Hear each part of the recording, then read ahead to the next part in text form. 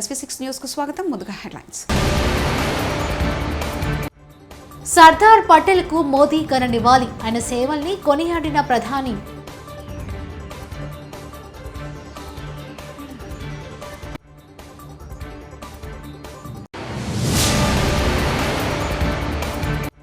యశోద ఆసుపత్రి నుంచి మాజీ సీఎం కేసీఆర్ డిశ్చార్జ్.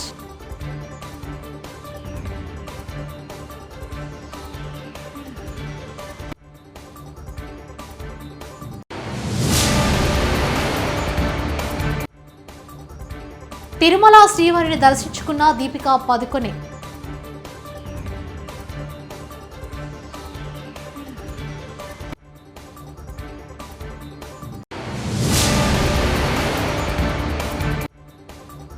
ప్రజావానికి వినతుల వెల్లువ. 6 కిలోమీటర్ మేర ప్రజల బారులు.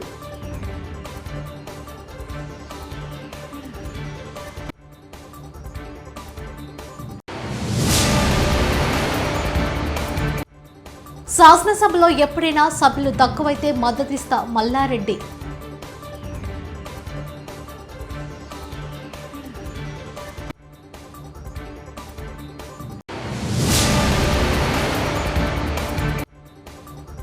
పదేళ్ల నిర్బంధ పాలన నుంచి తెలంగాణ ప్రజలకు విముక్తి. గవర్నర్ తమిళసై.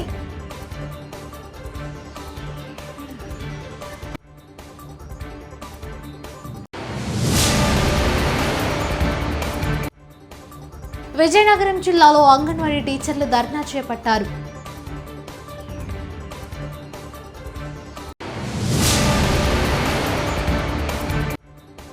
సిట్టింగుల మార్పు. సీఎం జగన్ ఓటమిని అంగీకరిస్తున్నట్టే సిపిఐ రామకృష్ణ.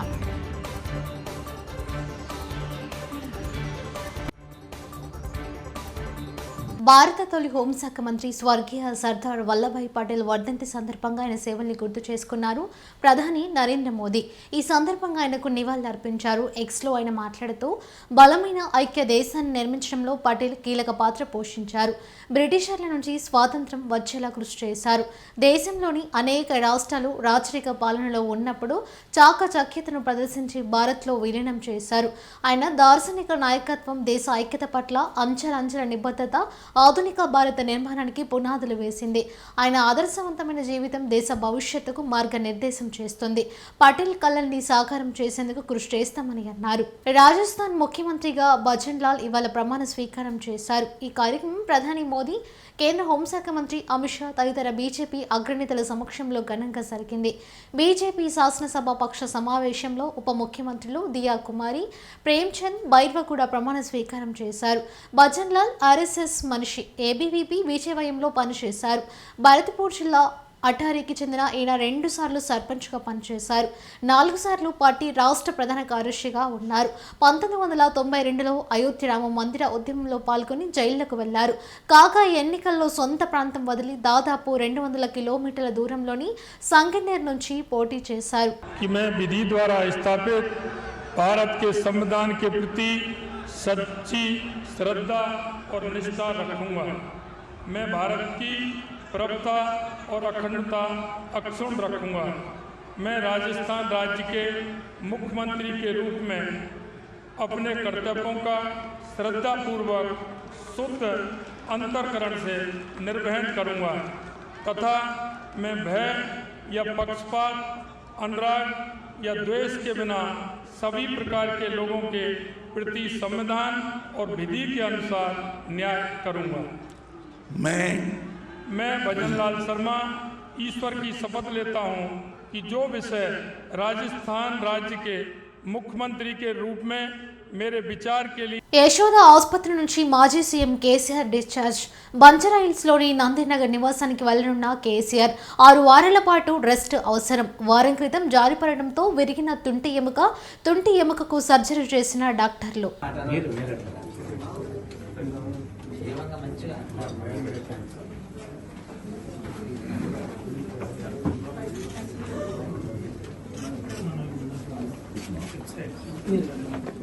తిరుమల శ్రీవారిని పలువురు సినీ ప్రముఖులు దర్శించుకున్నారు. శుక్రవారం వేపి ప్రారంభ విరామ దర్శన సమయంలో బాలీవుడ్ నటి దీపికా పదుకొని స్వామివారి సేవలో పాల్గొన్నారు. దగ్గుబాటి సురేష్ దంపతులతో పాటు నూతన వధూవరులు అభిరామ్ దంపతులు స్వామివారి సేవలో పాల్గొన్నారు. అనంతరం రంగనాయకుల మండపంలో వారికి పండితులు ఆశీర్వచనం చేసి స్వామివారి తీర్థ ప్రసాదాలను అందజేశారు. అంతకుముందు అలిపిరి మెట్ల మార్గం ద్వారా కాలినడకన దీపికా పదుకొని కొండపైకి చేరుకున్నారు.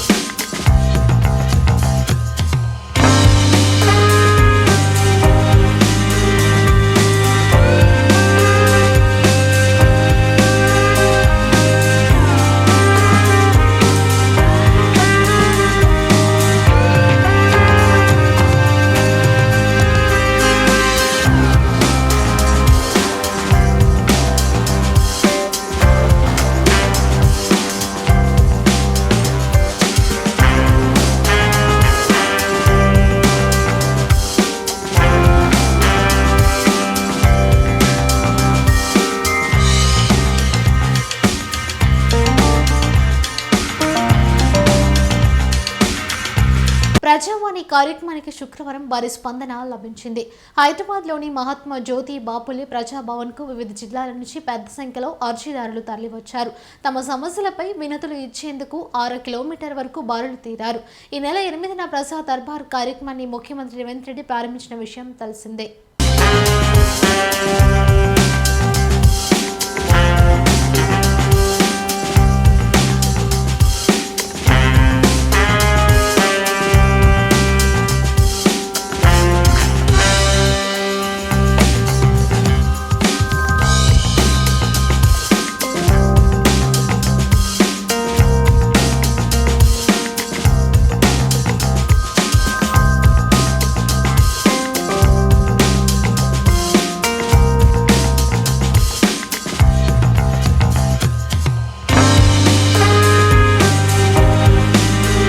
ఏపీలో నకిలీ ఓటర్ గుర్తింపు కార్డులతో అధికార పార్టీ నేతలు ఎన్నికల్లో మోసాలకు పాల్పడుతున్నారని భాజపా రాష్ట్ర అధ్యక్షురాలు పురంధేశ్వరి ఆరోపించారు.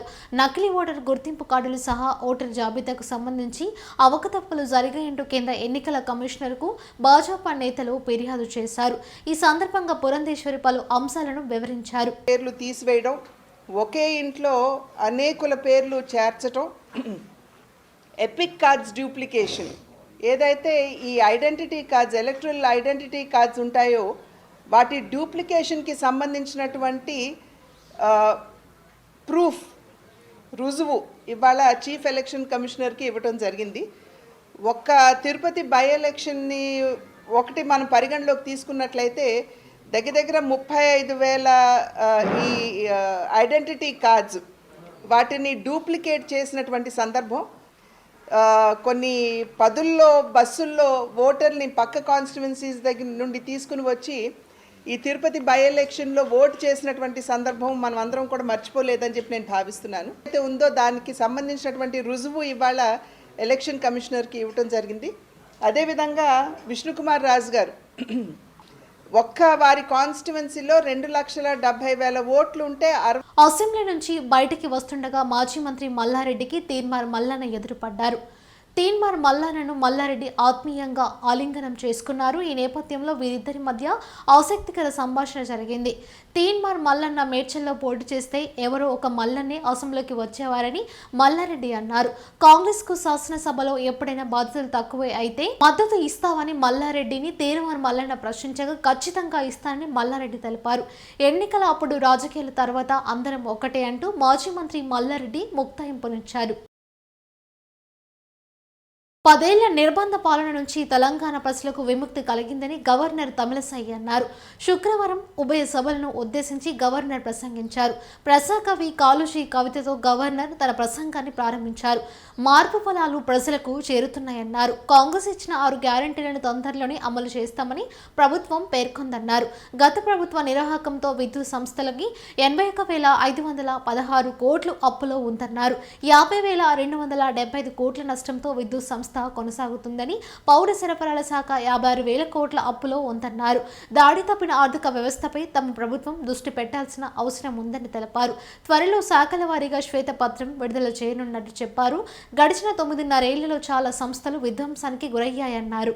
సంగారెడ్డి జిల్లా పటాన్చెరు నియోజకవర్గంలో నందమూరి బాలకృష్ణ చేతుల మీదుగా రిబ్బన్ కట్ వాల్యూజోన్ హైపర్ మార్ట్ను ప్రారంభించారు. ఈ సందర్భంగా బాలకృష్ణ మాట్లాడుతూ హైదరాబాద్ శహర్ వేగంగా విస్తరిస్తోంది. ప్రజలకు అందుబాటులో ఉండేలా అన్ని దొరుకుతున్నాయి. ఇలాంటి మార్ట్ నేను విదేశంలో చూశాను. సిటీ బయట ఉండటం చాలా మంచిదని, అందరికీ సౌకర్యంగా ఉంటుందని, ప్రేక్షకులకు ఎలాంటి సినిమాలు కావాలో మాకు తెలుసు.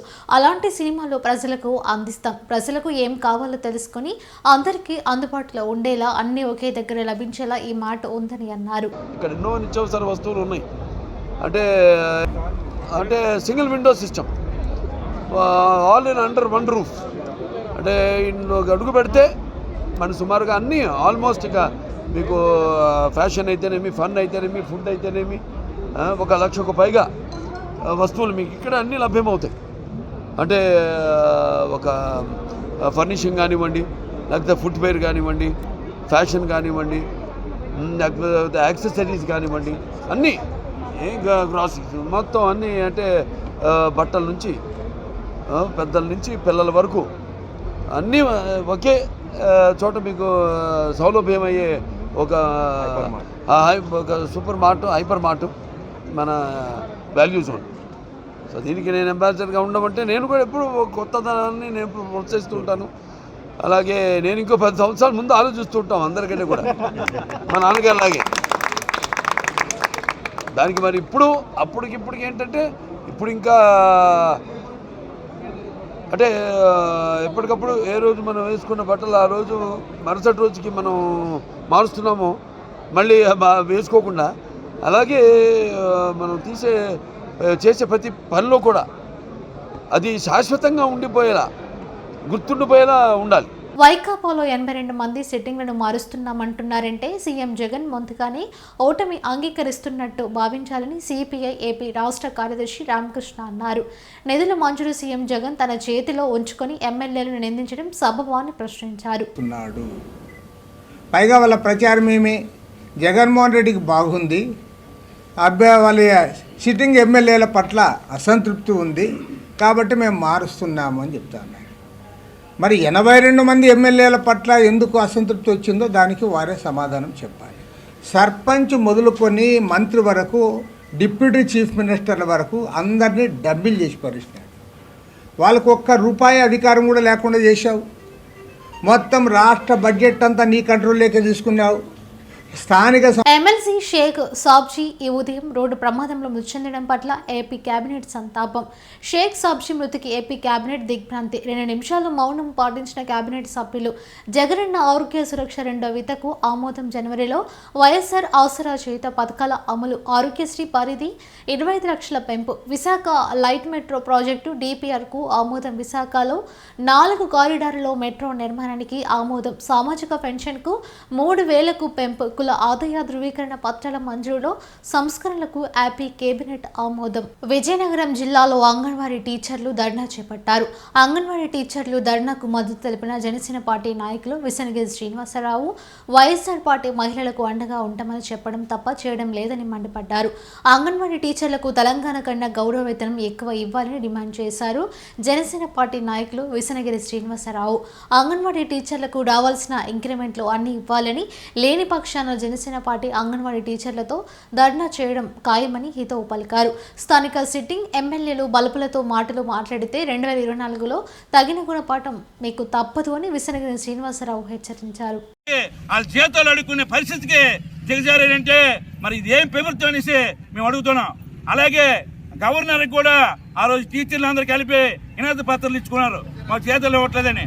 మరి మీ చేతిలో కంటే మీ సంక్షేమ పథకాలు ఇచ్చాం, మేము అవి ఇచ్చాం ఇవి ఇచ్చాం చెప్తున్నారు. పనిచేసిన చేతులు ఎందుకు అనేసి మేము ఖండిస్తున్నాం. ఇదే కొనసాగితే మీ దేనికైనా సిద్ధమని జనసేన పార్టీ మహిళలందరూ కూడా, ఉద్యోగస్తులకు కానీ రాష్ట్రం మొత్తం ప్రజలందరూ కూడా మేము అండగా ఉంటాం. ఎక్కడెక్కడ అక్రమాలు జరిగినా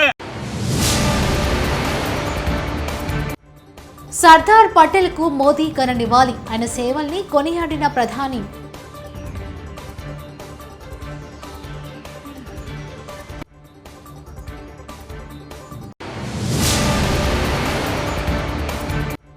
యశోద ఆసుపత్రి నుంచి మాజీ సీఎం కేసీఆర్ డిశ్చార్జ్.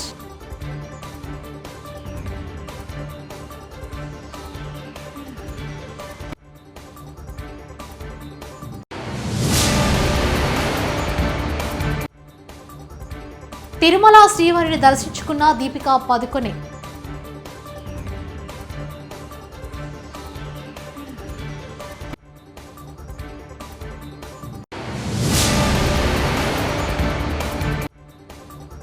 ప్రజావానికి వినతుల వెల్లువ.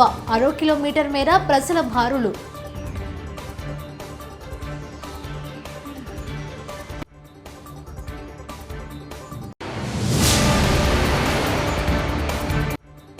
శాసనసభలో ఎప్పుడైనా సభ్యులు తక్కువైతే మద్దతిస్తా మల్లారెడ్డి.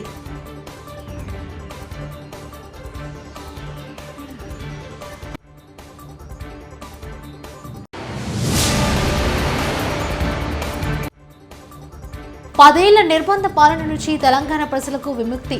గవర్నర్ తమిళసై.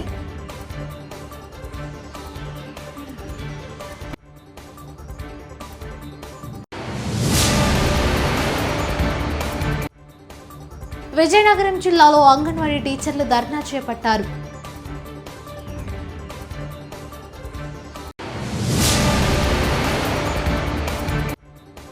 సిట్టింగుల మార్పు. సీఎం జగన్ ఓటమిని అంగీకరిస్తున్నట్టే. సిపిఐ రామకృష్ణ.